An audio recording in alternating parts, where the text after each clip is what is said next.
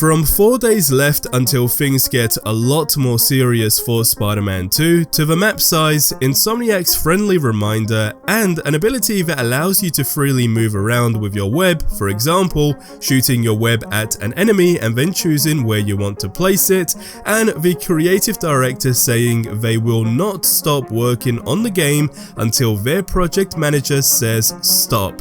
We have lots to get through. If you could leave a like, it helps a ton, but turn that into a dislike if you get to the end and did not enjoy the video. Now, with all of the information coming in super fast these past few weeks, there have been loads of little bits that have slipped under the radar, and combat being one of the many things that has some interesting information. Now, we do know that a parry system has actually been introduced, and there are certain moves for Peter such as the symbiote punch and the symbiote strike. But what is interesting is that there are now situational environmental finishing animations which are available, which is definitely going to make things feel a lot more brutal in my opinion. Now, on top of that, we do have the ability to of course dodge under enemies whilst in the air, as well as the ability to web yank enemies from side to side. Now, this is where things start to get interesting, because footage of a certain unseen feature is floating around. But before we continue, we have a super cool sponsor, so let's roll the ad and then we'll continue. Today's video is sponsored by HelloFresh. Now, HelloFresh delivers fresh, pre-portioned ingredients and seasonal recipes straight to your doorstep. Now, not only can you enjoy the convenience of whipping up a restaurant quality meal right in the comfort of your own home, but fun fact, HelloFresh is actually cheaper than grocery shopping and takeout, making it a win-win for both your wallet and your taste buds. Now, it doesn't matter if you have a big family or if it's just you, because HelloFresh offers a huge variety of delicious and healthy meals to choose from. You can also customize meals by swapping, upgrading, or adding proteins and sides with calorie smart or carb smart options. And if you're short on time, you will absolutely love the quick and easy recipes, which are ready in less than 30 minutes and still packed with flavor and filling portions. So from fresh food, snacks, sides, and desserts, HelloFresh has it all. So why wait? Sign up today with the link in the description and use my code that you see on screen and in the description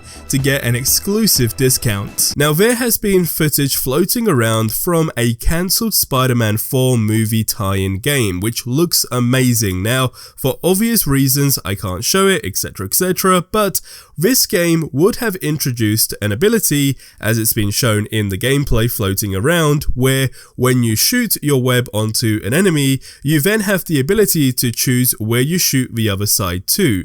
Now, the example used in the footage was shooting the web attachment to a helicopter and then the other side to a random wall. Now, the best way to describe how this mechanic would actually work is to compare it to a game called Just Cause, which if you've ever played is a ton of fun, but that game has the ability where you can shoot tethers onto any object and the ability to pull them together, etc, etc.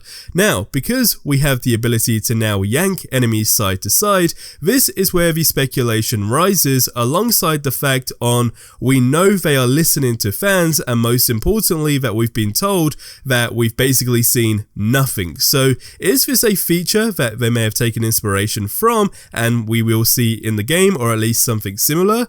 Well, we now have 4 days left until things are going to get a lot more serious for the game, as well as a statement from the creative director for the game. And Insomniac also gave a friendly reminder this week to take some time off on the 20th. Now, one thing we have seen very little of, despite knowing it's twice the size of the first game, is of course the map. Now, we saw a little snippet when they showed the heroes and villains, but is this something that we will actually see more of in 4 days? But But what exactly is happening in 4 days? Well, it's the pre-orders going live, and that means it may very much come with a trailer like it did with the first game, as of course there are exclusive suits for just pre-ordering, but also the deluxe and collector's edition. Now, we did anticipate a new trailer yesterday at the Future Game Show, which unfortunately did not happen, so given the pre-orders, I guess from an overview seem more logical to have been held back for that exact day being in 4 days to try and drive pre-orders. I mean, it makes a lot more sense, as of course from a marketing standpoint, that is going to be their focus between now and throughout Thursday and probably the following weeks as well.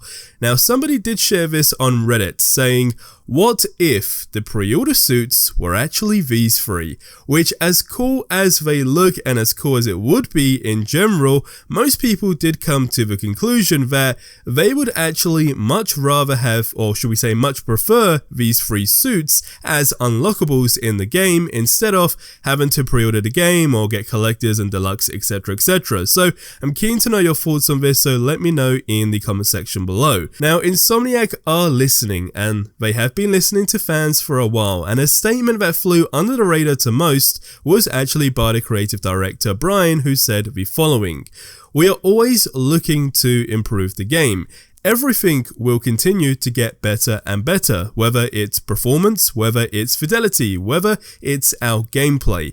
Our goal is to obviously make a very polished, stable experience when we ship the game, and that also, at the end of the day, takes advantage of what the PlayStation 5 hardware can actually do."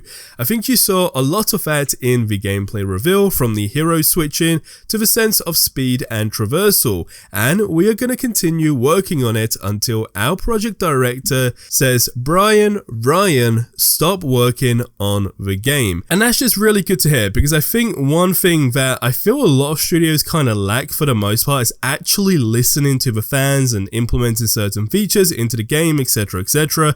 I mean, one thing that I know a lot of people were talking about from the first game was about the map size, which, bear in mind, was huge from the get-go, right? But again, there were definitely locations where other people wanted to see, etc, etc, and we now have that in this game for the most part. And as I said, the map is something we have seen very little of, but I've also at the same time very much been a big believer on it's not always about the map size in a game, right? Because you can have a map that is ridiculously big, like the biggest map in video game history, for example, but if it doesn't have density, then it's kind of pointless. So these are elements that I definitely want to see more of when it comes down to gameplay specifically, as opposed to trailers, where it's just, okay, what's going on in the world of New York? Just in general, I'm talking about the random events, when you're actually doing the character switching, etc, etc, is that density there? Now again, with little things, and this might sound like a very small feature, but it really does go a long way. Just knowing what the PlayStation 5 is capable of now, really making the world feel a lot more alive, is probably something they could do a lot more of compared to the first game. And bear in mind, the first game was, I mean, we're going back to 2018 now, on the PlayStation 4, and for its time, that game was absolutely fantastic, even from a density standpoint in terms of, you know, people moving around on the map, in terms of the NPCs and interacting with them, etc, etc. Things are very interesting. So the question is, are we going to see a lot more people on the streets, a lot more actual environments that you can go inside of, like when we saw the cafe in the first trailer back in 2018, or sorry, that might have been like 2016 actually, at the E3 reveal? Are we going to be able to do more things like that? Again, just knowing the PlayStation 5's capability now. And then, most importantly, when it comes down to Peter being in a black suit, for example, versus just his normal person, are the NPCs also going to react different to him, and how different will they actually react? Now, as I say, it's great to know they are listening to the fans, because the good thing here is all of it is true in terms of them listening, because they have added features into this game for the fans specifically. So check out the video that you see on screen right now to know exactly what those features are.